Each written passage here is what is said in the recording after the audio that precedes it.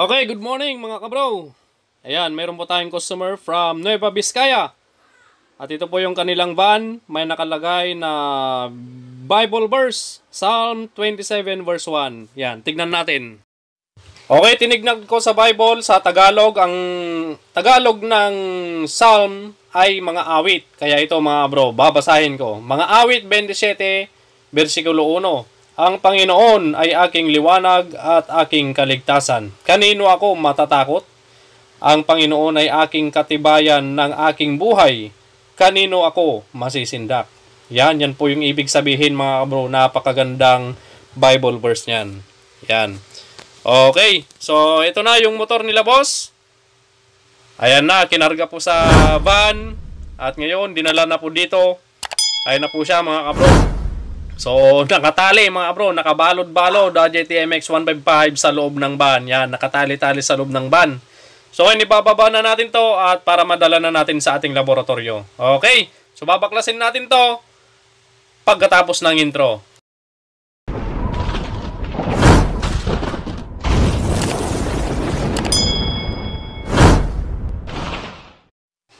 At yan mga kabro, nandito na sa laboratorio. At bago natin baklasin ito mga kabro ay paandarin muna natin ito para marinig muna natin yung andar at para malaman natin kung ano-ano yung mga papalitan natin.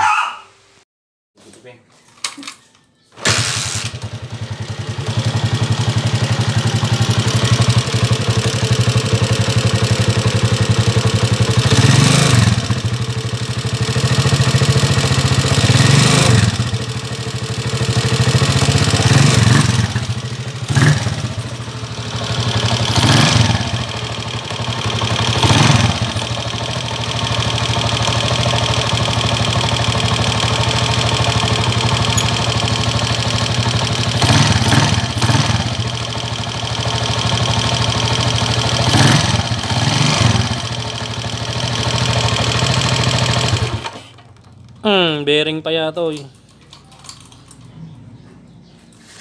Good morning mga idol. Good morning kay idol. From Dino bro? Vizcaya. Vizcaya? Santa Fe. Agama kayo boss? Agkapsat. Kapsat. Naman boss, tatang mo. Ay, agkapsat. Yan si boss. Ano nagan mo boss? Jordan. Jordan. Tindaan. Tapos ni boss Manny Dilio. Manny. Yan, di boss Manny. Shout out. Shoutout kay boss Jordan at boss Manny. Kala ko kanina mag-ama. Kala ko si boss Manny, tatay niya si Jordan. Ay! Joke lang. Okay. Ayan. Ipapa-refresh nila tong makina dahil maingay. Tapos yung kanyang putres, kakalog, baka lost thread na, papa-oversize natin. Ayan. Palamagin muna natin. Tagas na rin sa kanyang black gasket. Tagas.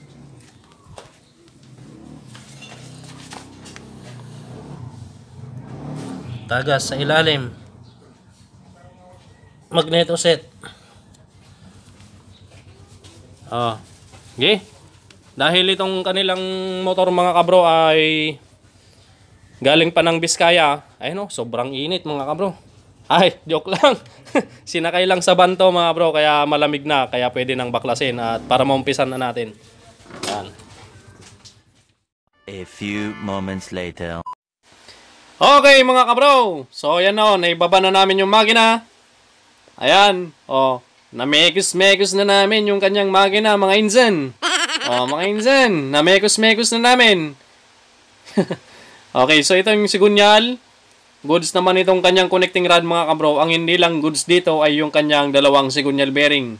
Ayan, dalawang sigunyal bearing, papapalitan natin to. Tapos, ipapa-align na rin natin tong kanyang sigunyal dahil wala sa align. Yan. Yan, wala sa align. So ngayon, lilinisan muna natin yung mga pyesa. Ayan, madumi tong kanyang makina kanina at napakaitim nung kanyang langis kanina. Yan, papakita ko sa inyo yung langis niya kanina ito. Yan. Ayun o, yung umagos dyan. Ayan, yan. Okay. So, yan po yung langis. Parang putik, kaitim. Ibig sabihin yan, kapag ganyan yung langis mga kabro, hindi normal yan. Marahil yung clutch lining mo ay pudpud na. Okay, kaya ganun kaitim yung kanyang langis. At dito tayo sa kanyang clutch housing mga kabro. Nakita ko din dito, napakalakas ng kalog. Ayan. So, parang yung clutch damper nito is parang local lang yung nailagay siguro dito. Tapos itong mga nagribitan, makikita nyo dito sa plate sa likod, napakalalim na. Siguro dito ang ginawa dito nung nagpalit ng clutch damper, grinder pa yung clutch housing. Kaya ganyan lumalim mga kabro. Yan, so baklasin muna natin to. Yan, so iniwan muna natin yung clutch housing mga bro. Bahala na sila Brother Lito at Brother Jovic Yanan. Pumunta tayong machine shop. Kung naalala nyo kanina yung footrest niyang kumakalog-kalog, ito yung mga thread ng footrest ay na-lost thread na. Ayan si Kuya Ray, shoutout sa iyo Kuya Ray. Alan Mendoza Machine Shop, dito ako nagpapagawa mga kabro. Ipapare-thread natin ng 3/8 yung size ng thread. Yan, oversize mga kabro. Apat na piraso yan mga kabro. Tapos isang piraso dito sa may takip ng cylinder head. Okay, so itong pa-retread dito mga bro ay diniscount ko na kay bossing. Ayan, so pagkatapos nito, balik na tayo sa ating laboratorio. One eternity later. Okay, mga kabro, napaalay na natin yung sigunyal, tapos nakabili na tayo ng mga ibang pyesa ng motor ng taga Nueva Vizcaya. So ngayon, nandito tayo sa kabila kay Boss Chief General. Yan, sa calibration. Itong dalawang balbula na to mga bro sa TMX 155 na ginagawa natin. Yan. Isa ito sa nagbibigay ng lagitik mga kabro. Ito, yung dulo ng balbula. Yan. Kapag nakita nyo yung dulo ng balbula, ito, kagaya nito, malalim sa gitna. Parang mangkok. Yan, nagpalalim na siya sa gitna. Okay? Kapag ganyan yung dulo ng balbula ninyo, yan, may lagitik yan na mapino. Yan. Ganon din yung kanyang tappet screw. Yan, yung sa may pinagchuchunapan, yung tappet screw. Tignan nyo din kung may tama din yun. Palitan nyo na lang yung tappet screw, mura lang naman. Pero itong balbula may kamahalan yung original. Kaya ang gagawin natin dito, pakikinisin lang natin tong dulo nito. Yan. Pakikinisin lang natin yan. Yan, asahan natin yan mamaya tapos lilihain pa natin. Okay? Yan, dito natin naasahin mga kabro. Yan. Wala tayong ganito doon sa shop, kaya pumunta tayo dito sa kabilang shop. Asahin lang natin to. Konti lang yung dulong-dulo lang ang asahin natin dito para matanggal lang yung malalim na parte. Yan. Saksak muna natin.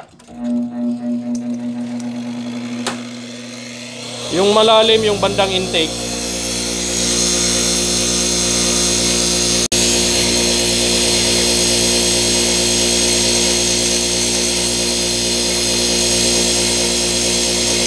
dapat pantay mga kabro para pantay din yung pagkakagasgas natin. Okay.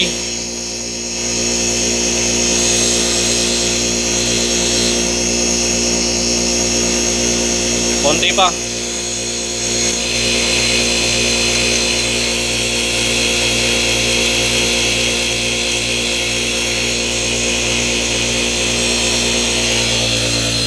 Okay, so natanggal na natin yung malalim. Yan, ngayon ang gagawin na lang natin dito, lilihain na lang natin. Lilihain na lang natin tong dulo. Yan, dito may liha dito.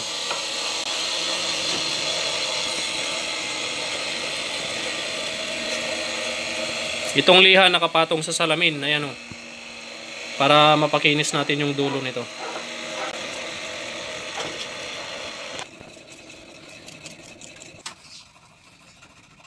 Okay. So, check natin. Punasan lang natin mga kabro.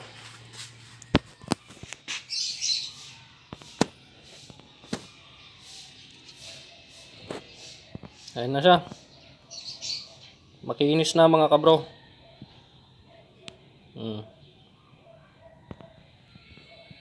Okay na. Mas makinis pa sa akin to mga bro. Ayan o. Okay na to.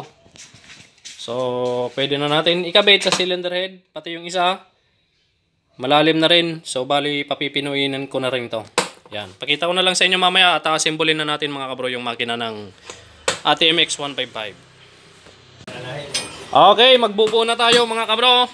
Napalain ko na yung sigunyal. Nasaan yung sigunyal? Ayun. Tapos nakabili na tayo ng replacement na cylinder block.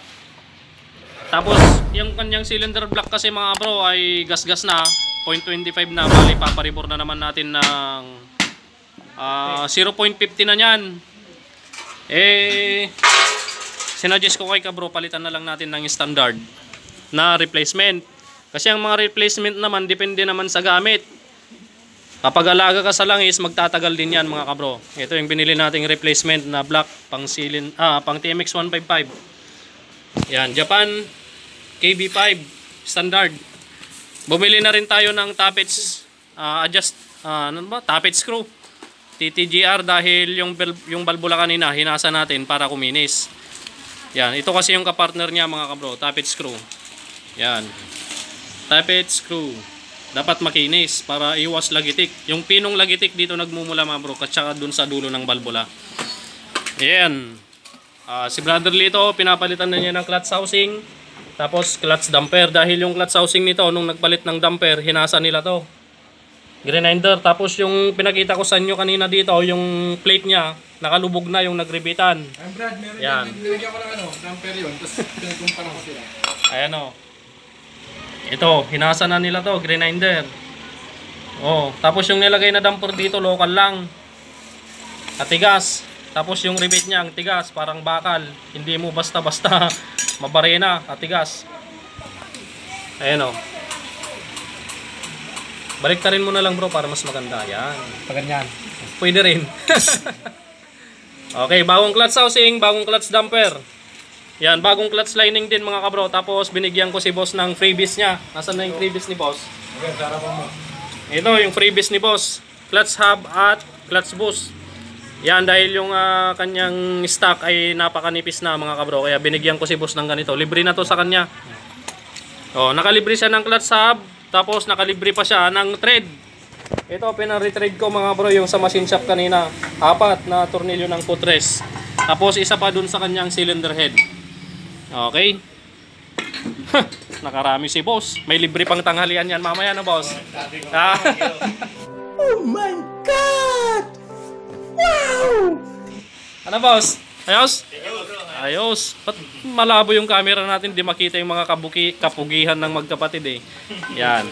Assemblin ko na to mga kabro. Kay boss. Ay, lulok ko naksamo bro. Kunang tatig, kabsat kayo. Okay. Assemblin na natin to. Malinis na. Hindi na kagaya kanina. Maitim. Kasing itim ko mga kabro. Mag-assemble na tayo para hindi tayo gabihin. 2 very boring minutes later. Okay mga kabro, tapos na po yung makina. Pagod ka na nagbubo, magdagal-dagal na, nakapagod ka. Ayan, kompleto na. So yung mga ginawa natin dito, pinaalign natin yung sigunyal. Nagpalit tayo ng dalawang sigunyal bearing. Nagpalit tayo ng timing gear. Yung ginamit nating timing gear dito ay yung dati pa rin, yung PAG na ginagamit natin, PAG na brand. Tapos yung cylinder block, nagpalit tayo ng brand new. Pero replacement lang to mga bro, standard. Yung piston ring nito pang CDI. Hindi kagaya nung pang contact point, makapal yung piston ring. Ito, standard talaga pang CDI. Manipis yung ring. Yan, nagpalit din tayo ng valve seal, dalawa. Yan, ang hindi lang natin napalitan dito, yung kanyang cam follower at push rod. Medyo makinis pa naman yung cam follower niya. Nagpalit din tayo ng clutch housing, clutch damper, clutch lining. Okay na, magneto set. Original din yung nilagay natin dito mga kabro. Yan. Isakay na natin sa makina, tapos pandarin na lang natin. Shoutout ulit kay kabro from Nueva Vizcaya at kay kuya. Yan, magpinsan pala sila. Sinasabi ko kanina, magkapatid daw. Yun yung mag-ama, yun yung tatay. Magpinsan pala sila mga kabro. Ayan, shoutout. Shoutout nyo na yung mga gusto nyo yung shoutout kuya, boss. Taga Santa Fe. Santa Fe dyan. Mga tiga Santa Fe daw dyan. Shoutout po sa inyo mga kabro sa Nueva Vizcaya. Isakay na natin to para mapandar na natin. Okay mga kabro, tapos na. Lahat, naikabit na lahat. Tambucho, makina, karburador, putres, kick. So, papandarin na lang natin. Yan. Papandarin muna pala ni Brother Lito. Ay, ako ba? Oo. Pero sandali lang. Bago mo pandarin, iparinig muna natin yung andar niya kanina. Ngayon na. Hindi, ngayon parinig na natin yung andar niya kanina.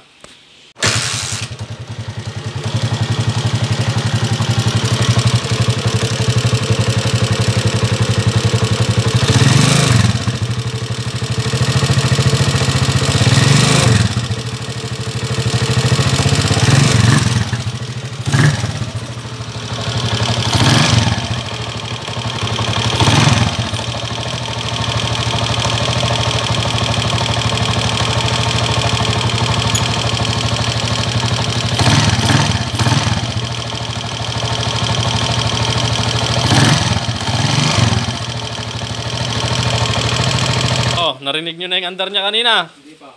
Pandarin mo na ngayon yung andar niya ngayon, mga kabro. Yan yung andar niya ngayon. Yan. Okay na.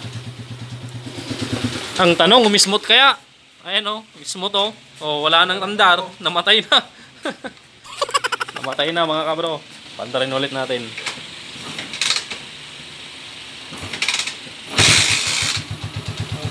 Yan.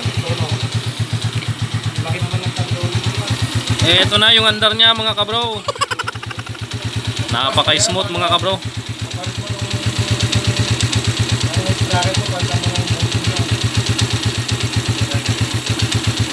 Tono lang natin ng kaunti yung hangin ng carbs.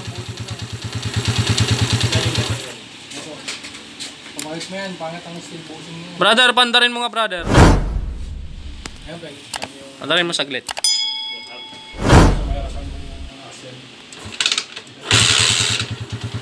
Yan. Smooth na siya kaysa kanina, mga kabro. Kanina maingay.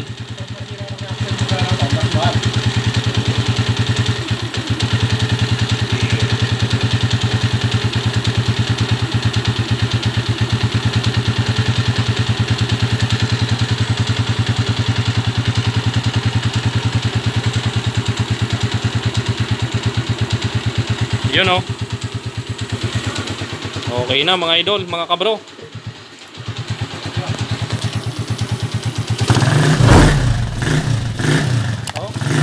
Brad, tagpuan mo yung buto niya, Brad.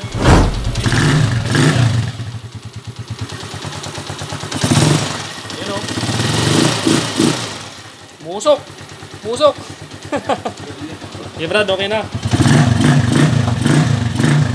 Okay. Smooth na naman ang makina ni boss. Si kabro, ayun na si kabro. Ayun, smooth na bro, smooth na. Smooth. Namatay na, i-rotate muna natin tapos mamaya ikakarga na natin dun sa van. Yan. A few moments later. Ayan mga kabro, sasakay na po namin sa van. Yan. Na-readjust na ni Brother Lito at goods na rin yung pump ng langis papuntang itaas. Ayan. Ayan po yung pinagsakyan natin sa TMX 155 ni Kuya, ni Kabro. Bro, pwede mo nang patayin. Smooth na. Yo. Okay.